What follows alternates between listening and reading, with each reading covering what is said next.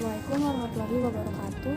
Nama saya Sivana Esfandiari dengan NIM 2201040001137. Di sini saya akan menjelaskan terkait materi konflik kepentingan dari pengertian, sumber, media, dan pendekatan atau penanganannya.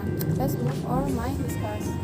Pertama, pengertian dari konflik kepentingan. Konflik kepentingan itu adalah situasi di mana satu atau dua orang lebih individu atau kelompok memiliki tujuan atau kepentingan yang bertentangan atau saling bersaing. Ini dapat terjadi biasanya di bidang sosial, ekonomi, politik maupun pribadi. Nah, konflik kepentingan itu dapat terjadi karena adanya perbedaan nilai, tujuan, kepentingan ataupun sumber daya yang dapat berdampak pada hubungan interpersonal, lingkungan kerja, keputusan organisasi, dan kebijakan publik. Konflik kepentingan ini biasanya terjadi dengan para pemangku kepentingan. Nah, para pemangku kepentingan itu apa sih? Para pemangku kepentingan ini biasanya menduduki posisi atau jabatan yang lumayan tinggi. Misalnya itu seperti politisi, pegawai negeri, komunitas lokal, lalu kelompok bisnis, serikat pekerja, dan lainnya. Nah, konflik ini pun diyakini sebagai salah satu penyebab runtuhnya tiang kebenaran, kesejahteraan, ketenangan, kenyamanan dalam menata kehidupan. Nah, mengapa kebanyakan tuh konflik kepentingan tuh terjadi pada para pemangku kepentingan? Karena para pemangku kepentingan ini lebih berani melakukan segala cara untuk mementingkan kekuasaan atau posisinya dan dapat melenyapkan posisi lawan serta bisa saja menghalangi jalannya seseorang. Konflik kepentingan tentu mempunyai penyebab apa yang terjadi pada masalah tersebut. Nah, untuk menyelesaikan atau memecahkan konflik tersebut, tentu kita perlu mencari tahu apa penyebab dari konflik kepentingan tersebut. Nah, kita perlu mencari tahu melalui sumber konflik kepentingan tersebut. Nah, sumber konflik kepentingan itu yang pertama ada hubungan yang menimbulkan konflik. Hubungan yang menimbulkan konflik itu situasi di mana hubungan ini sama-sama memerlukan loyalitas yang sama. Misalnya itu kita ambil contoh perusahaan PR yang menangani klien dari perusahaan perminyakan. Nah, namun pada satu sisi yang sama dia juga menangani atau memiliki klien dari organisasi pelestarian lingkungan.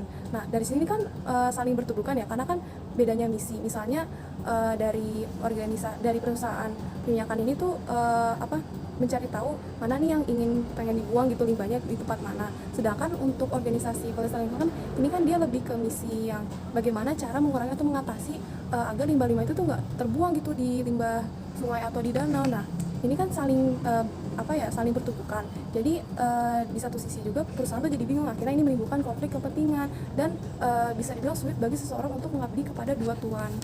Yang kedua ada pemberian hadiah. Pihak yang berwenang atau memiliki posisi yang penting wajib bertanggung jawab terhadap audiensnya. Jika ia menerima hadiah dari pemberian seseorang, dapat kemungkinan mempunyai niat yang terselubung atau kepentingan yang tersembunyi.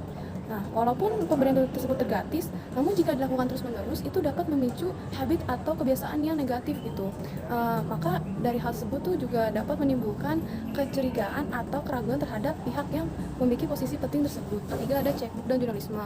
Cekbook dan jurnalisme ini juga termasuk sumber konflik kepentingan karena media ini tuh melakukan tindakan yang curang karena mereka tuh melakukan cara dengan membayar narasumber yang membeberkan skandal seseorang untuk demi kepentingan atau keuntungan media tersebut. Nah, jadi jika mereka udah mendapat nih skandalnya, nah mereka mendapat hak eksklusif untuk menampilkan skandal tersebut pada siaran media tersebut. Keempat ada hubungan personal. Nah, hubungan personal ini menjadi sumber konflik karena ditandai jika kita mempunyai hubungan personal nih dengan sesama teman yang mempunyai posisi penting. Nah, itu tuh juga sulit jika suatu waktu kita harus mengkomunikasikan pesan-pesan kita yang dapat mengandung kesinggungan terhadap seseorang.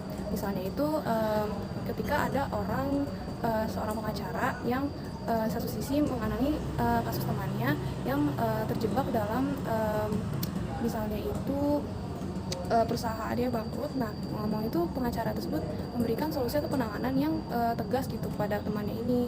Jadi mungkin bisa dibilang juga akan sulit dan berhati-hati dalam mengkomunikasikannya. Dan yang terakhir, yang kelima, partisipasi publik. Partisipasi publik itu ditandai juga sebagai sumber konflik karena adanya dilema muncul ketika konflik kepentingan ini muncul dari kenyataan bahwa seseorang yang memiliki posisi penting juga merupakan bagian dari publik gitu. Jadi dari seseorang ini tuh dipertanyakan apakah dia lebih mementingkan posisi dia sebagai posisi penting ataupun sebagai rakyat gitu. selanjutnya adalah materi terkait media dan konflik kepentingan. Nah, apa hubungannya media dan konflik kepentingan itu? Konflik kepentingan karena bahwasanya itu dikuasai oleh beberapa pemangku kepentingan, satunya itu penguasa atau pengusaha. Biasanya para pihak penguasa ini yang lebih menguasai media massa, yaitu contohnya itu stasiun televisi. Nah, jika media massa yang dimiliki oleh penguasa kepentingan, pasti mereka memiliki kepentingan atau juga tertentu demi menguntungkan kepentingan atau pribadi mereka. Nah, tayangan media pun juga akan senantiasa harus dikonfirmasikan dalam bidang kepada mereka. Akibatnya media tersebut dapat bersifat politik, bisnis, ekonomi dan lainnya. Contohnya itu stasiun televisi dan juga TV yang dimiliki oleh Trans Studio. Di kala tayangan televisi tersebut pasti disisipkan iklan partai Perindo, di mana Harley merupakan ketua partai tersebut. Hal ini tuh dapat ditandai mereka tuh lebih mementingkan pribadi mereka sendiri dibandingkan publik atau rakyatnya. Nah, dari sini juga media kerjanya akan lebih bersifat monoton dan tidak kritis. Pendekatan atau penanganan konflik kepentingan. Yang pertama ada berkompetisi. Kompetisi ini dikatakan ini situasi di mana kebutuhan keputusan yang cepat, di mana memaksakan kepentingan diri sendiri dan atas kepentingan pihak orang lain. Kedua, menghindari konflik. Tindakan ini dilakukan oleh pihak yang menghindari konflik secara fisik atau psikologis dengan hanya menunda agar terjadi. Nah, memang tindakan itu hanya menunda dan tidak misalkan. Yang ketiga, akomodasi. Komisi ini mengawasi dan mewabahkan keputusan ini agar pihak lain dapat keuntungan dari konflik tersebut. Keempat, kompetisi. Tindakan ini dapat dilakukan jika kedua belah pihak merasa bahwa kedua hal tersebut sama-sama penting dan hubungan lebih baik menjadi faktor yang lebih utama. Dan terakhir, berkolaborasi. Menurut Chris Wallace menyarankan tiga pendekatan konflik kepentingan. Itu yang pertama, pendekatan hubungan sedemikian rupa sehingga konflik bisa diredam. Yang kedua, juga menggunakan komunikasi setiap upaya dan cara harus dilakukan untuk mengatasi konflik. Dan jika konflik kepentingan tidak dapat dicegah, maka publik atau klien itu harus mengetahui adanya ya dari saya. Apabila ada yang saya ini dan ada kata-kata yang menyinggung, saya mohon maaf. Semoga penjelasan dari saya dapat bermanfaat dan menjadi bekal ilmu yang baik untuk kedepannya. Terima kasih. Wassalamualaikum warahmatullahi wabarakatuh.